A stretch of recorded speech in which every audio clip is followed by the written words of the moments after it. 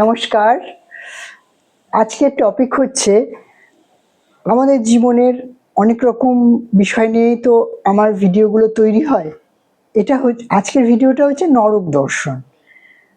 আমরা ভানু বন্দ্যোপাধ্যায় জমালয় জীবন্ত মানুষ সিনেমাটা দেখেছি, খুব মজার। আমরা যখন সিনেমাটা দেখি প্রত্যেক দিন, আমি তো অনেক অনেক কতবার দেখেছি তার কোনো ঠিক ঠিকানা নেই। রূপক অর্থে আমাদের সমাজকে এত সুন্দরভাবে সেখানে তুলে ধরা হয়েছে যে আমরা যখন হাসি তখন সেই হাসির মধ্যে নিজেদেরকে যে আমরা ব্যঙ্গ করছি সেটা কিন্তু খুব সূক্ষ্মভাবে কখনো মন দিয়ে সিনেমাটা দেখবেন। আমাদের সমাজের প্রত্যেকটা বিষয় নিয়ে সেখানে হাইলাইট করা আছে যে আমরা কিভাবে প্রত্যেক দিনের জীবনে আমরা কি কি অন্যায় করি, কি কি অন্যায় সমর্থন করি, কি কি অন্যায়ের সাথে সাথ দিয়ে চলি। শুনতে অবাক হওয়ার কিছু নেই বন্ধুগণ, কেননা আমরা যখন দেখি সিনেমাটা শুধু মজা পাওয়ার জন্য দেখি। অবশ্যই মজা তো জীবনে দরকার, কিন্তু মজার ছলে যখন আমাদের কিছু শিক্ষা দেয়া হয় সেই শিক্ষাটাও নিতে হবে। যেরকম ঈশপের নীতিকথায় এই কাকের গল্প আছে, সে প্রত্যেক দিন একটা করে পাথর ফেলছে, ফেলে নিচের জলটাকে উপরে তুলছে, তুলে খাচ্ছে। আলটিমেট একটা কাকের গল্প শুনছি, কিন্তু যখন নীতিকথার শেষের দু লাইন যে উপদেশটা দেয়া হয় সেটাই হচ্ছে যাতে মানুষ খুব সহজ সরলভাবে ব্যাপারটাকে বুঝতে পারে এবং দৈনন্দিন জীবনে প্রয়োগ করতে পারে। সেই জন্য ওই গল্পগুলো ওইভাবে তৈরি করা। যেমন আপনার আঙুর ফল টক শিয়ালের, এরকম আরো অনেক হাজারো গল্প আছে, লোভে পাপ পাপে মৃত্যু, এরকম টাইপের প্রচুর গল্প আছে। আজকের তো সেই টপিকটা না, কিন্তু একটু উদাহরণ দিলে কি হয় বন্ধুদের বুঝতে সুবিধা হবে। আমি জানি আমার সমস্ত বন্ধুরা যারা আমার ভিডিও দেখে তারা ধৈর্য ধরে শেষ অবধি দেখে, কেন প্রত্যেকটা মিনিটে শেষ অবধি আমি নতুন নতুন তথ্য এবং নতুন নতুন বিশ্লেষণ দিয়ে থাকি। কেউ বলতেই পারে যে নতুনের কি আছে, আপনি নতুন কি কথা বলছেন? নতুন কিছু কথা বলছি না, আমি আমার জীবন থেকে, আমি আমার পরিবেশ থেকে, যা পড়াশুনো করেছি তার থেকে যে শিক্ষাগুলো নিয়ে আমি আমার নিজের জীবনে প্রয়োগ করি, আমি চেষ্টা করি আমার সমস্ত বন্ধুরা যারা আমার এই দর্শক বন্ধু রয়েছে, আর নতুন পুরাতন, এবং যারা সাবস্ক্রিপশন নেয়নি কিন্তু আমার ভিডিও প্রত্যেক দিন দেখেন, আমি ইচ অ্যান্ড এভরিবডির কাছে ভীষণভাবে কৃতজ্ঞ। তার কারণ হচ্ছে আমি প্রত্যেক দিন চাই আমার প্রত্যেকটা বন্ধুরা আমার কাছ থেকে কিছু পাক এবং তার জীবনের কিছু সলিউশন আসুক। কিছু অনেক সময় কি হয়, আমরা জানা সত্ত্বেও আমাদের মধ্যে এমন জট পাকিয়ে থাকে, সেই জট আর ছাড়াতে পারি না। দেখবেন অনেক সময় সুতোতে এমন জট পড়ে, আমরা জানি একটু ধৈর্য ধরলে আস্তে আস্তে ছেড়ে যাবে, কিন্তু সেই ধৈর্যটা ধরতে পারি না, সুতোটাকে আমরা ছিঁড়ে দিই। তো যেটা বলছিলাম, নরক দর্শন। নরক দর্শন আমরা ইচ অ্যান্ড এভরিডে করি এবং সেই নরকটা তৈরি করার কাজ আমরা নিজেরা করি। আর আমরাই সেই নরকের চিত্রগুপ্ত বা সেই স্বর্গের চিত্রগুপ্ত যারা নিজেদের খাতা ইচ অ্যান্ড এভরিডে লিখি।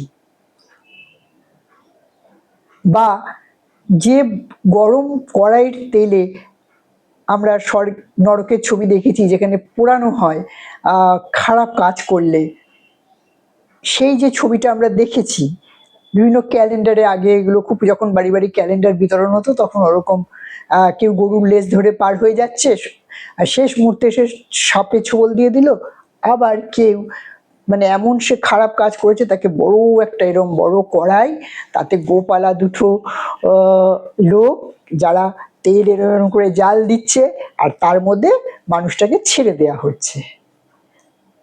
একটু চিন্তা করবেন, আমরা নিজেরাই কিন্তু এই গরম তেল নিজেরাই তৈরি করি, সেই যে গোপালা লোক দুটো আমরা নিজেরাই, এবং ওই তেলটা আমরা নিজেরাই তৈরি করি কি না সংসার বা সমাজে এমন কিছু কর্ম করি যে ওই যে গরম তেলে ভাজা করা হচ্ছে সেটা আমরা নিজেরাই নিজেকেই ভাজি এবং ভেজে মুড়মুড়ে বানিয়ে ফেলি।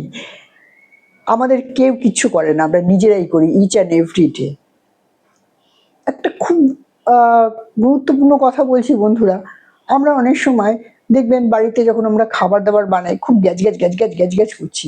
আমরা আমাদের প্রত্যেকের বাড়ির সকলের হেলথের চিন্তা করি, কিন্তু ওই রান্নার সময় যদি একটু একটু মনোসংযোগ করে, একটু দেবতার উদ্দেশ্যে কোনো কথা চিন্তা করে রান্না বান্না করি, তাহলে কিন্তু আমার বাড়ির সকলের লোক সুস্থ থাকে। কিন্তু না, আমি তো গ্যাজ গ্যাজ করে করেই করবো, কেননা আমার খাটনি হচ্ছে, আমার বিরক্ত লাগছে, হ্যাঁ আমি খেটে মরছি।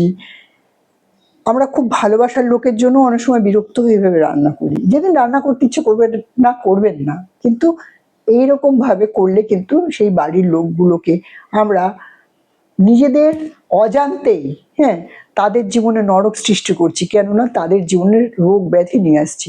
অনেক সময় দেখবেন অনেকের বাচ্চা কাচ্চা বা বাড়ির কোনো লোক খুব ভুগছে ভুগছে, আমরা ভাবি কি ইস, এই বয়স্ক মানুষটা এতদিন ধরে ভুগছে, হ্যাঁ কি যে হবে, এত কিছু করা হচ্ছে ভালো হচ্ছে না। বা কারো বাড়ি ছোট বাচ্চা, সে খুব ভোগে, কিছু মনে করবেন না, আমি উদাহরণ এই জন্য দিচ্ছি যে এগুলো বাস্তব, একটু চিন্তা করবেন।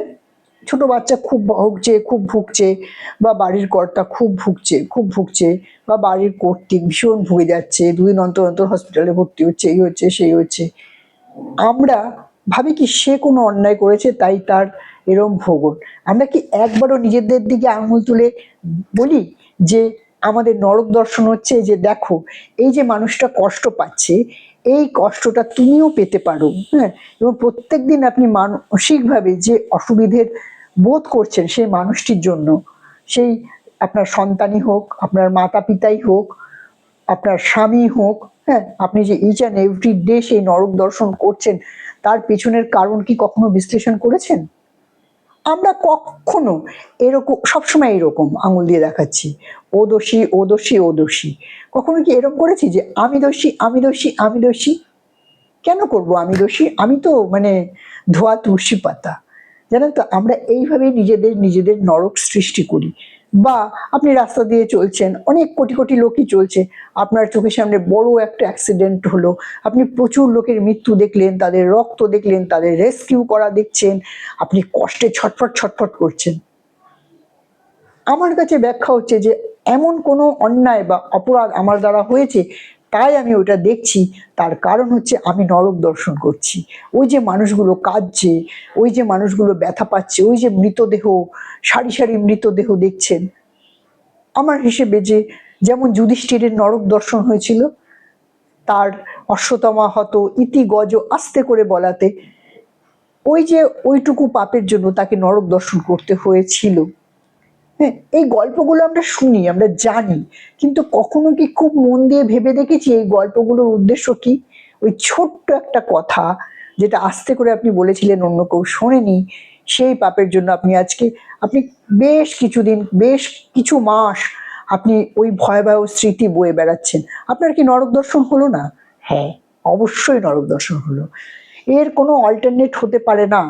বা আপনি হসপিটালে গেছেন কাউকে দেখতে, দেখবেন বেডে প্রচুর লোক শুয়ে আছে, কেউ উ আ করছে, কেউ কারো মাথা ফেটে হা হয়ে আছে, সেখানে সেলাই করা, কেউ ঠ্যাং তার ভেঙে আছে, পা তুলে তাকে ব্যান্ডেজ করে রাখা। আপনি যাচ্ছেন, আপনার সারা শরীরের মধ্যে একটা অস্থিরতা, যে উফ, এতগুলো লোক কষ্ট পাচ্ছে, এতগুলো লোক কষ্ট পাচ্ছে।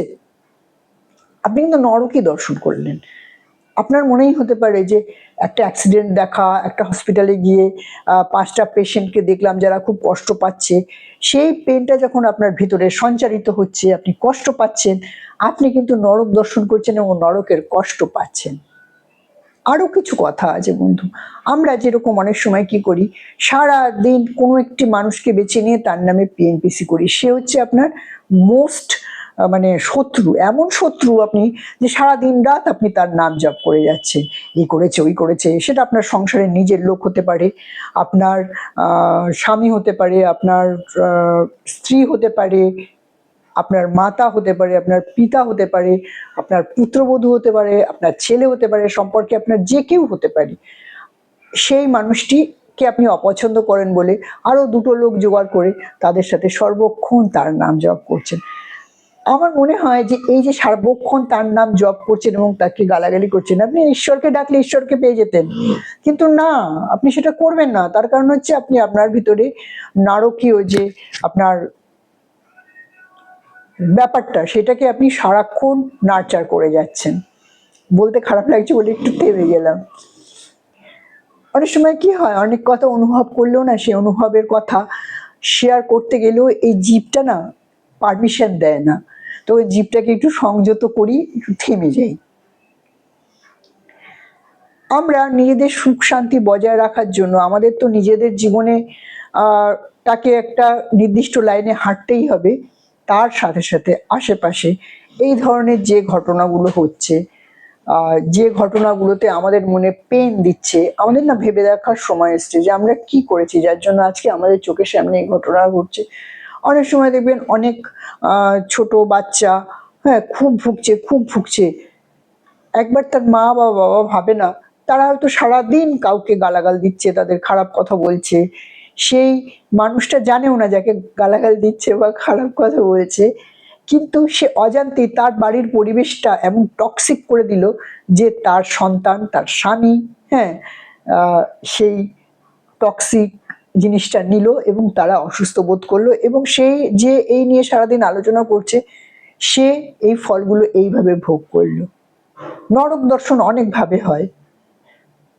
একটু আমাদের ভেবে দেখার টাইম এসছে যে আমরা নরক দর্শন করব নাকি নিজেদের নরক নিজেরাই সৃষ্টি করি। যেহেতু আমরা, তো আমাদের কাছে সেই ক্যাপাসিটিও আছে যে আমাদের জীবনটা সুন্দর,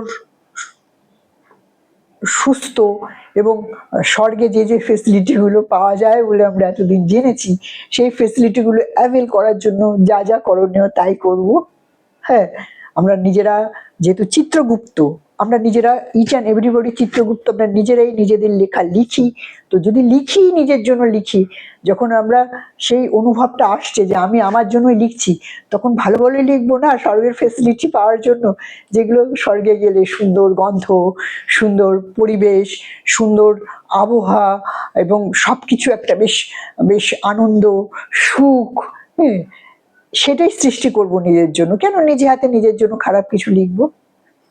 ভালো থাকবেন বন্ধুগণ। ভালো লাগলে লাইক করবেন, কমেন্ট করবেন। যদি আরেকটু ভালো লাগে তাহলে সাবস্ক্রাইব করবেন। আজ এখানেই আসছি, আবার অন্য কোনো ভিডিও নিয়ে আবার আপনাদের কাছে আসবো। ভালো থাকবেন, পরিবারের সকলকে নিয়ে সুস্থ থাকুন।